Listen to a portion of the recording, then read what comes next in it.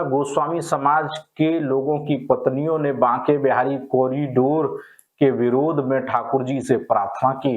Banke Bihari corridor Goswami समाज की महिला ने ठाकुर जी से की प्रार्थना। काशी और अयोध्या के बाद अब मथुरा के बांके बिहारी मंदिर क्षेत्र में कॉरिडोर निर्माण की तैयारी जोरों पर है, लेकिन इस योजना का विरोध लगातार जारी है। गोस्वामी समाज की महिला रेणु गोस्वामी ने ठाकुर जी से प्रार्थना करते हुए कहा कि अब वही इस कॉरिडोर को रुकवाएंगे। उनका कहना है कि कुंज गलियों का ऐतिहासिक और धार्मिक महत्व है और इस विकास कार्य के चलते किसी का घर उजड़ना नहीं चाहिए। रेणु ने प्रार्थना की कि श्रद्धालुओं और स्थानीय लोगों का सुख चैन बना रहे। मथुरा से ऋतिक अग्रवाल की रिपोर्ट। देखिए, ये प्रयास जारी है और जारी ही रहेगा। ये कॉरिडोर के और अध्यादेश के लिए हम संघर्ष कर रहे हैं, अपने बिहारी जी के लिए। सबसे मेन बात है बिहारी जी के लिए, क्यों कि ये सरकारी तरीके से जो प्रक्रिया सब लोग करना चाह रहे हैं, हमारी सरकार ने आंखों से पट्टी बांधी और रातों रात एक अध्यादेश जारी कर दिया कि मंदिर का अधिग्रहण करेंगे और कॉरिडोर फाइनल हो गया है। तो मैं एक बात आपके जरिए बता दूं, कॉरिडोर फाइनल नहीं है। कॉरिडोर कहीं भी फाइनल नहीं है, क्योंकि अभी तो सुप्रीम कोर्ट से ही ऑर्डर आने बाकी हैं, तो फाइनल तो कोई बोल ही नहीं सकता इसको। और दूसरी चीज़ कि घर से हम लोग निकले हैं, अपने लाला के लिए निकले हैं, तो इस संघर्ष को अगर हमने कदम आगे बढ़ाए हैं तो इस कदम को तो हम पीछे हटाने वाले नहीं हैं। और इन चीज़ों को लेके हम गुहार तो लगाते आए हैं, लगाते रहेंगे, लेकिन अपने लाला से गुहार लगा रहे हैं हम। किसी और से तो लगाने से हमको कोई प्रॉफिट नज़र नहीं आ रहा है, लेकिन बिहारी जी से अगर हमारी गुहार लगी है तो ये गुहार हमारी पूर्णतः कंप्लीट होगी और लाला हमारे सपोर्ट में हमेशा रहा है और हमेशा रहेगा और आगे हमको न्याय मिलना निश्चित है। अभी जिस तरह से लोग सोशल मीडिया पर लगातार आप लोग जो वीडियो डाल रहे हैं या खबरें चल रही हैं, उन पर लोग तरह तरह के कमेंट कर रहे हैं। देखिए, बिन बोले कुछ भी बोलना भैया, ये तो बहुत गलत है।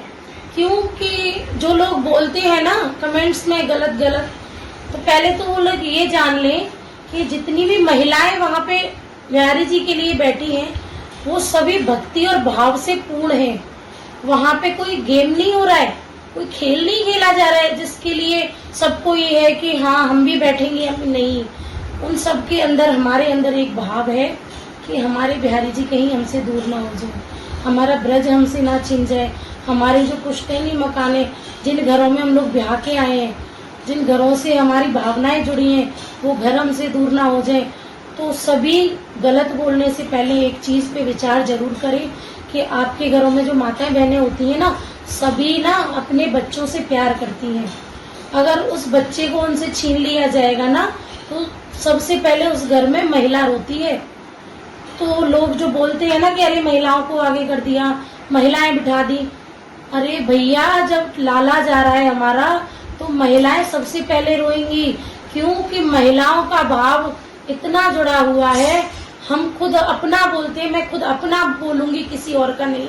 मैं अपना आपको बोल के बताती हूँ कि देखिए, जब मैं दर्शनों के लिए कहीं बाहर जाती हूँ ना, तो मेरा एक भाव आता है मन में, तो मैं घर से इससे कह के निकलती हूँ कि प्यारे मैं दर्शन करने वहां जा रही हूँ, बच्चों के कहने से जा रही हूँ, तू गुस्सा मत हो जाइयो, तुझे नहीं छोड़ूंगी। ये हकीकत मैं आपको आज बता रही हूँ कि हमारा जो भाव है ना बिहारी जी को लेके, वो ये है। तो हमारा जब बच्चा हमसे छिन जाएगा ना, तो हम इससे दूर कैसे रह पाएंगे, आप बताइए।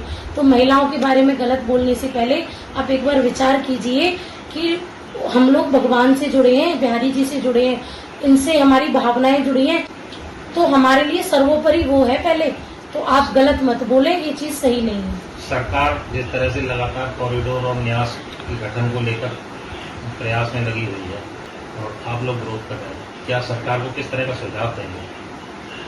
देखिए, हम सुझाव तो क्या ही दें अब, क्योंकि बहुत टाइम खिंचा, हमने बहुत संघर्ष किया, उसके बावजूद भी हमारी सांसद महोदया एक बात कहती है ब्रजवासियों के लिए कि कॉरिडोर तो बनेगा, आपको जहाँ जाना है वहाँ चले जाएं।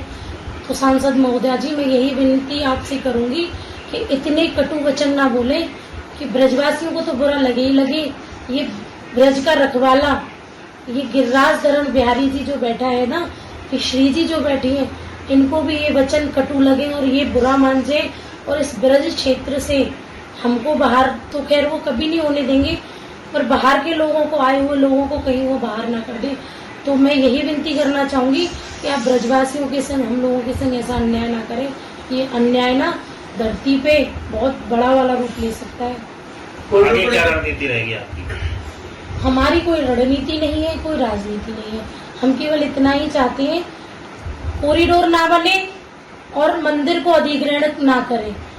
और उसके लिए हम रोज जैसे ठाकुर जी की सेवा अपनी करते आए, हमेशा से करते हैं, आज भी कर रहे हैं और मरते दम तक करेंगे। जिस दिन हमको न्याय मिलेगा उस दिन सारे अपने आप बैठ जाएंगे, सबको ये पता लग जाएगा कि बिहारी जी में कितनी शक्ति है। प्रशासन कहता है भीड़ ज़्यादा होती है इसलिए कॉरिडोर बनाया जाता है, उसको लेकर प्रशासन के लिए क्या कहना है? देखिए, प्रशासन से मेरा यह कहना है, सबसे पहले तो एंट्री पे व्यवस्था बनाइए। क्योंकि आपने, अगर आप देखो भैया, कल मैंने न्यूज़ देखी थी, मैं नाम भी बोलूंगी, अकट्य सत्य जो भैया हैं उन्होंने एक लाइव डाला था। तो उस लाइव में मैंने क्या चीजें नोटिस करी कि पैसे लेके प्रशासन गाड़ियों को अंदर कर रहा है, जबकि कल रश का टाइम था, गुरु पूर्णिमा का टाइम था और महिला तड़प रही है। तो आप क्या, इतना आपका कर्तव्य नहीं बनता?